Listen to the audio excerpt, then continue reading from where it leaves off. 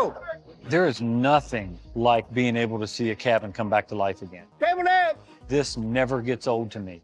Never. Mark Bowe did not vanish because the barns ran out, the crew collapsed, or television forgot his name. The truth is quieter, stranger, and more fitting. After years of saving America's forgotten cabins on camera, Mark stepped into the life the show was always pointing toward, one where the work mattered more than the spotlight, and the old wood kept speaking even after the cameras moved away. The man who made old wood feel alive. There was always something different about Barnwood Builders. It did not feel like the usual renovation show. There were no screaming homeowners, no fake countdowns, no staged arguments over paint colors, and no dramatic reveal where a family pretended not to recognize its own kitchen. The drama came from something much older and more honest. A crew standing in front of a weathered barn, looking at a structure most people would have ignored, and realizing there was still life inside it.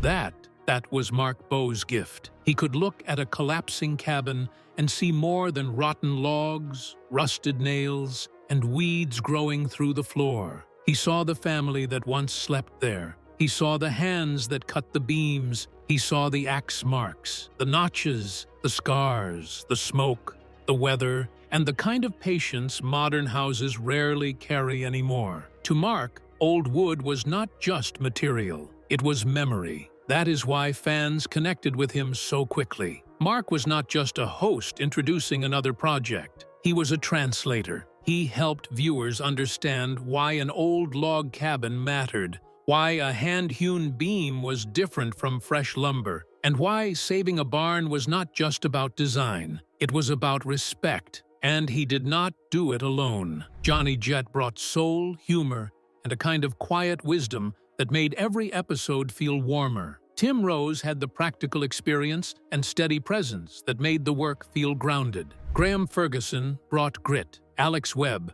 brought energy and personality. Sherman Thompson became part of the show's heartbeat. Together, they did not look like a polished television cast assembled in a production office. They looked like men who knew how to work, joke, sweat, disagree, laugh, and still get the job done. That chemistry was the secret. The cabins were beautiful, but the crew made the show human. Every episode carried the same emotional rhythm. First, a building looked lost. Then Mark explained why it deserved another chance. Then the crew took it apart piece by piece, fighting weather, weight, decay, and time. By the end, the wood had a new purpose. That is why fans started asking what happened to Mark Bowe. It was not casual curiosity. It felt personal. People were not only asking where a TV host went, they were asking what happened to the man who made them care about forgotten places. From West Virginia, grit, to Barnwood living.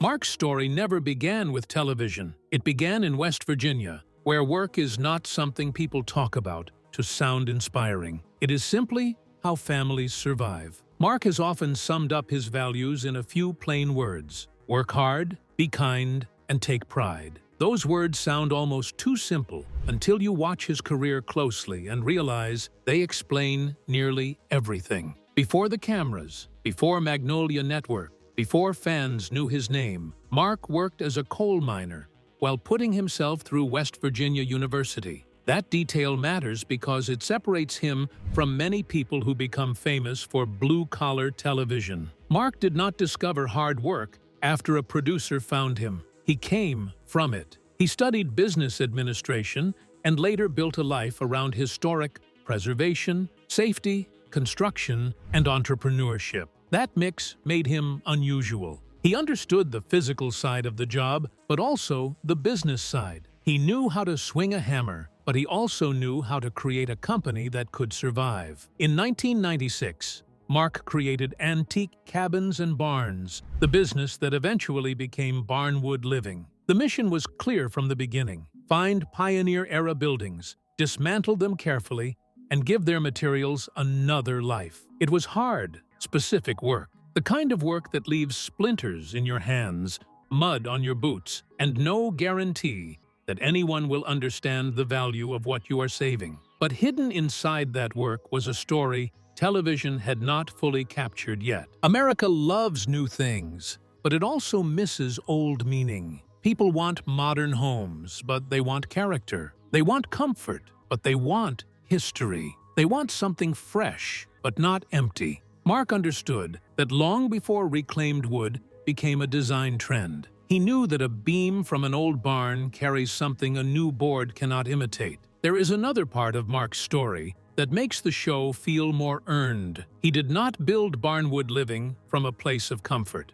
Like many small business owners, he faced stretches where the dream looked fragile. The 2008 recession hit construction and housing hard, and for a business built around cabins, old materials, custom projects, and clients willing to invest in craftsmanship, that kind of downturn could have been fatal. That is why the survival of the company matters. Mark's story is not just a clean climb from local craftsman to television star. It is a story about keeping a business alive when the market turns cold, when bills still arrive, when employees and family depend on decisions that may or may not work. That pressure shaped the Mark viewers eventually met on television. He was not romantic and static about work because he had read it in a book. He knew what it meant to risk something. He knew what it meant to bet on a strange idea before the rest of the world understood it. Saving old barns sounds charming once a camera crew shows up. Before that, it is just hard labor, uncertain money, and a belief that other people may not share yet. That is also why his humor mattered. Mark could joke because the work was hard, not because it was easy. The laughter on Barnwood Builders was not decoration. It was survival. It was how men who spent long days lifting heavy beams, solving problems, and fighting weather kept the job from breaking their spirit. That is why Barnwood Builders worked when it finally arrived on television. It was not only about turning old wood into expensive homes. It was about proving that progress does not have to mean erasing the past. Sometimes the strongest future is built from something that already survived storms, winters, abandonment, and decades of being overlooked. The show gave viewers a reason to slow down. It taught them to notice craftsmanship. It made them look at barns differently. It made old cabins feel less like ruins and more like witnesses. And that is the part people sometimes miss when they ask what happened to Mark. Barnwood Builders did not create his mission. It only put cameras on a mission he was already living. Why people thought Mark disappeared. The confusion around Mark Bowe mostly comes from the way television changed around him. For years, fans knew where to find Barnwood Builders. They associated the show with DIY network, with traditional cable, with a familiar weekly rhythm. Then, the television landscape shifted. Networks changed names. Programming moved. Magnolia Network became part of the story. Streaming became more important. Viewers who once found the show by flipping channels suddenly had to look for it in different places. When that happens, a show can feel gone even when its world still exists. That is one reason people began asking, "Where is Mark Bowe?" They were not necessarily seeing a scandal. They were feeling a gap.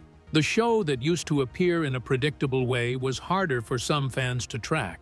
New episodes, old episodes, network changes, streaming libraries, and social media updates all blurred together. That is how disappearance rumors start. But the truth is not that Mark abandoned the work. Barnwood Living is still active. The brand still exists in West Virginia. It still centers on cabins, reclaimed materials, preservation, design, products, and the belief that old structures deserve a second life. Barnwood Builders remains associated with Magnolia Network and streaming availability, while Barnwood Living continues as the real-world business behind the philosophy. That is the key distinction. Mark may not feel as constantly present to every viewer as he did during the show's peak cable years, but he did not vanish from the mission. He moved beyond being only a weekly television face. In fact, that may be the most natural thing that could have happened. Television introduced him to millions, but Barnwood Living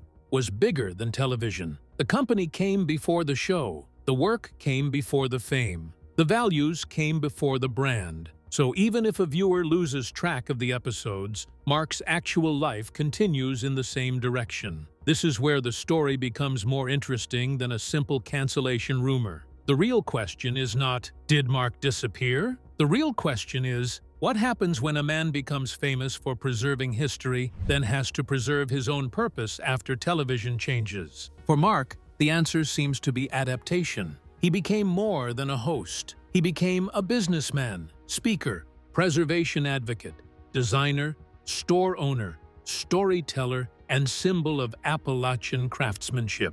Barnwood living became a lifestyle built around the same things the show celebrated: old wood, practical pride, regional culture, and the idea that history should be lived with, not thrown away. That is not disappearing. That is moving from the screen back into the world. The show was never really about barns. Here is the original twist. Barnwood Builders was never really about barns. It was about time. Every episode was a fight against time in a different form. A cabin had been abandoned. A barn was sinking. A roof had caved in. A family farm had changed hands. A structure that once mattered had been left behind because the world around it moved on. Then Mark and the crew arrived, and the question was always the same. What can still be saved? That question is bigger than construction. It is the emotional center of the entire show. Mark was not trying to freeze history exactly as it was. He was trying to carry it forward. A museum protects the past by placing it behind glass. Mark protects the past by putting it back into use. That is why the work feels alive. A hand-hewn beam in a modern home is not just decoration, it is continuing its journey. A log cabin rebuilt somewhere new is not just nostalgia, it becomes part of another family's life. A barn turned into a home, shop, lodge, or gathering space becomes proof that old craftsmanship can still serve modern people. That is why Mark's philosophy connected so deeply. He did not treat old buildings like sacred objects that could never be touched. He treated them like strong things that still had work left to do. And that is also what happened to his career. The original TV version of Barnwood Builders belonged to a certain era. Cable networks, weekly viewing, renovation shows, and audiences who discovered new favorites, one episode at a time. That era changed. Streaming fractured attention. Home improvement television became crowded. Networks rebranded. Shows moved between platforms. The old structure of television started to look a little like one of Mark's cabins, still valuable, but no longer standing in the same world. So Mark did what he always did. He salvaged what mattered and gave it another shape. The crew, the stories, the business, the storefront, the speaking, the brand, the products, the lessons, the old structures, and the West Virginia values all continued. The form changed, but the purpose survived. That is the deeper answer to what happened to him. Mark became a living example of the same principle he taught for years. Nothing meaningful has to stay in its original form to remain meaningful. Sometimes survival requires rebuilding. The crew, the culture, and the feeling fans miss. Fans do not only miss Mark, they miss the whole atmosphere around him. Barnwood Builders felt like a break from the speed of modern life. The pace was slower. The conversations were more grounded. The work took time. Nobody expected perfection in 5 minutes. Mistakes happened. Weather got in the way. Logs were heavier than planned. The crew had to think, adjust, and depend on each other. That made the show comforting. Johnny Jett could say more with a look than some hosts say in a full monologue. Tim Rose brought the kind of calm that comes from experience. Graham Ferguson had the toughness of someone who could handle the rough jobs. Alex Webb brought a younger spark and a different kind of humor. Sherman Thompson had a warmth that made viewers feel like they were watching real people, not reality show characters. Mark held all of that together. He knew when to joke and when to step back. He knew when to explain the history and when to let the building speak for itself. He could sell the drama of a project without making it feel fake. That is a rare skill. A lot of renovation television is built around transformation. Barnwood Builders was built around appreciation. The before and after mattered, but the show wanted viewers to care before the after. It wanted people to look at the rough, weathered version and already understand its worth. That changed the emotional texture. When Mark explained a dovetail notch or pointed out how an old builder solved a problem without modern tools, he was not just educating the audience. He was giving dignity back to people who were long gone. The unknown farmers, settlers, craftsmen, and families who built those structures became visible again through the work. That is why the show felt especially tied to Appalachian culture. It celebrated a part of America often reduced to stereotypes. Instead of treating rural places as backward or forgotten, Barnwood Builders showed intelligence, humor, resilience, craftsmanship, and pride. It showed that old mountain buildings were not primitive. They were practical, efficient, and often brilliant. Mark's West Virginia roots were not background decoration.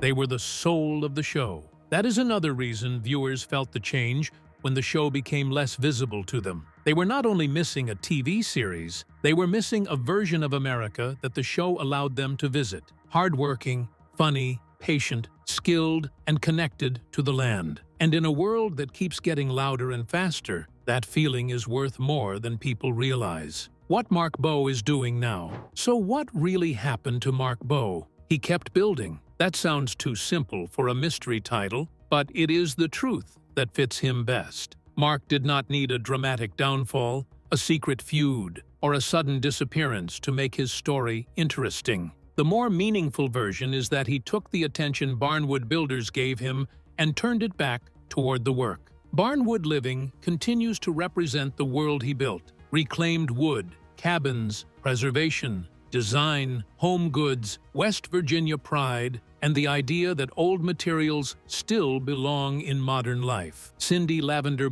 his wife, has also been part of the business and public story. Together, they have connected the brand to family, place, and the values Mark often repeats. Work hard, be kind, and take pride. Their son Atticus is part of that family story too. That matters because Barnwood Builders was never just about the past. It was also about what gets passed forward. The buildings were old, but the lesson was generational. Someone built them, someone forgot them, someone saved them, someone else will live with them next. Mark's life mirrors that same pattern. He started with hard work. He became a coal miner. He earned his education. He built a company. He found a mission. Television found him. Fame widened the audience. Then the world shifted, and he kept going. That is the part fans should understand. If Barnwood Builders had been just a television act, then a change in TV visibility